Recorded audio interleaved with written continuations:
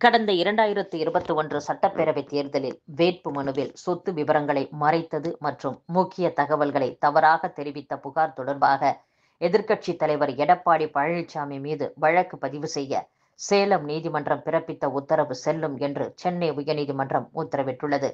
தேர்தல் வழக்கில் சேலம் நீதிமன்ற தீர்ப்பை எதிர்த்து அதிமுக பொதுச் செயலாளர் எடப்பாடி பழனிசாமி தாக்கல் செய்த மனுவை தள்ளுபடி செய்த சென்னை உயர்நீதிமன்றம் காவல்துறையின் விசாரணைக்கு அவர் முழு ஒத்துழைப்பு அளிக்க வேண்டும் என்று உத்தரவிட்டுள்ளது.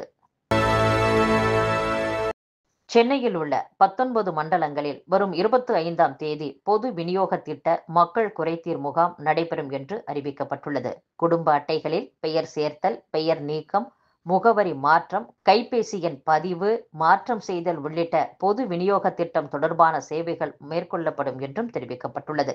மேலும் நியாய விலைக் கடைகளில் பொருள் பெற நேரில் வருகை தர இயலாத மூத்த குடிமக்கள் உள்ளிட்டோருக்கு அங்கீகார சான்று வழங்கப்படும் என்றும் தெரிவிக்கப்பட்டுள்ளது. தமிழக ஆளுநர் ஆர்.என். ரவிக்கு எதிராக தமிழக அரசு தரப்பில் தொடரப்பட்டுள்ள வழக்கின் விசாரணை வரும் பிப்ரவரி 4ஆம் தேதிக்கு ஒத்திவைக்கப்பட்டுள்ளது.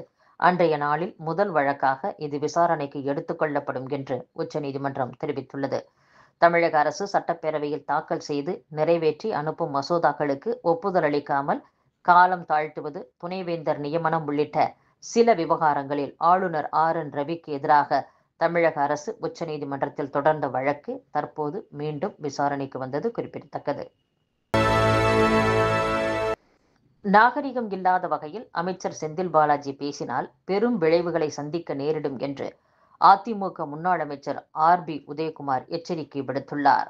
ஆட்சிக்கு ஆட்சி செந்தில் பாலாஜி கட்சி மாறிக்கொண்டே இருக்கிறார். அவர் எப்போதாவது ஒரே கட்சியில் இருந்துள்ளாரா? அதிமுகவில் தன்னை இணைத்துக் கொள்ள வேண்டும் என பலமுறை கேட்டு அதில் தோற்றுப்போய்தான் பிளாக் டிக்கெட் பெற்று திமுகவில் இணைந்துள்ளார். அங்கு அவரது இடத்தை தக்க வைத்துக் கொள்ள அதிமுக பொதுச் செயலாளர் எடப்பாடி பழனிசாமியை விமர்சித்து பேசுகிறார்.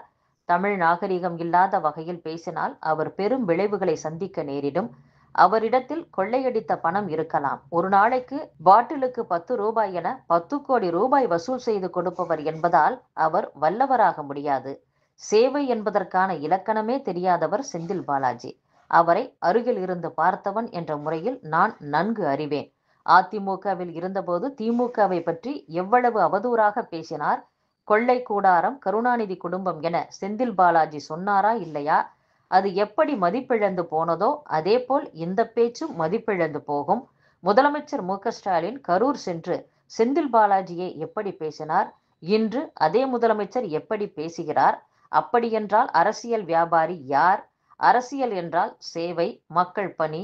ஆனால் செந்தில் பாலாஜிக்கு தெரிந்ததெல்லாம் கலெக்ஷன், கமிஷன், கரப்ஷன் என்றும் ஆர்.பி. உதயகுமார் பேசியுள்ளார். தூத்துக்குடியில் இருந்து மாலத்தீவுக்கு கடத்தப்பட இருந்த 12 கிலோ போதைப் பொருட்கள் பறிமுதல் செய்யப்பட்டுள்ளது. கடத்தலுக்கு துணை புரிந்த மத்திய தொழிலக பாதுகாப்பு படை வீரர் உட்பட 4 பேர் கைது செய்யப்பட்டுள்ளனர். 100 நாள் வேலை திட்டத்திற்கு நிதியை விடுவிக்க வேண்டும் என்று பொங்கலுக்கு முன்பே பிரதமருக்கு முதலமைச்சர் கடிதம் எழுதியுள்ளார். ஆனால் நிதி விடுக்காத பாஜகவை கண்டிக்காமல் தமிழக அரசு மீது அவதூறு பரப்பி வருகிறார் எதிர்க்கட்சி தலைவர் எடப்பாடி பழனிசாமி. மத்திய பாஜக அரசிற்கு ஒரு பாதிப்பென்றால் ஓடி வந்து குறுக்கே விழுந்து அதை மடைமாற்றம் செய்வதே அவரது கடமை என்பதை மீண்டும் ஒருமுறை நிரூபித்துள்ளார் என்று நிதியமைச்சர் தங்கம் தென்னரசு பேசியுள்ளார். ஜம்மு காஷ்மீரில் மர்ம நோயால் 17 பேர் உயிரிழந்த நிலையில் இந்நோய் மேலும் பரவாமல் தடுக்கும் நோக்கில் அக்கிராமம் முழுவதும் கட்டுப்படுத்தப்பட்ட பகுதியாக அறிவிக்கப்பட்டுள்ளது.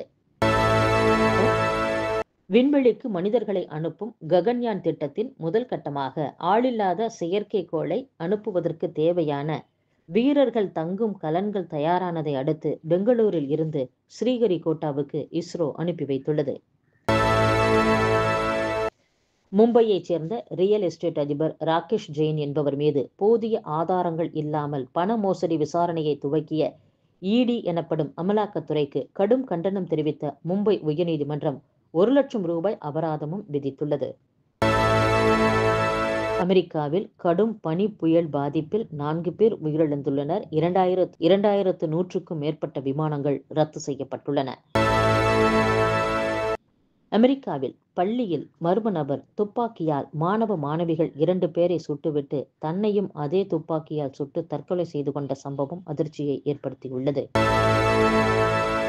லெபனானில் ஹிஸ்புல்லா அமைப்பின் மூத்த தளபதி மர்ம நபர்களால் சுட்டுக் கொலை செய்யப்பட்டுள்ளார்.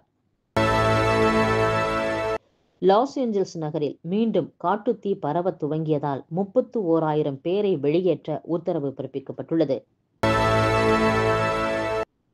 அமெரிக்காவில் பிறந்ததன் அடிப்படையில் வழங்கப்படும் குடியுரிமையை ரத்து செய்து அந்நாட்டு அதிபர் டொனால்ட் ட்ரம்ப் பிறப்பித்த அரசாணைக்கு எதிராக குடியரசுக் கட்சி ஆட்சி செய்யும் அந்நாட்டின் 22 மாகாண அரசுகள் வழக்கு பதிவு செய்துள்ளன.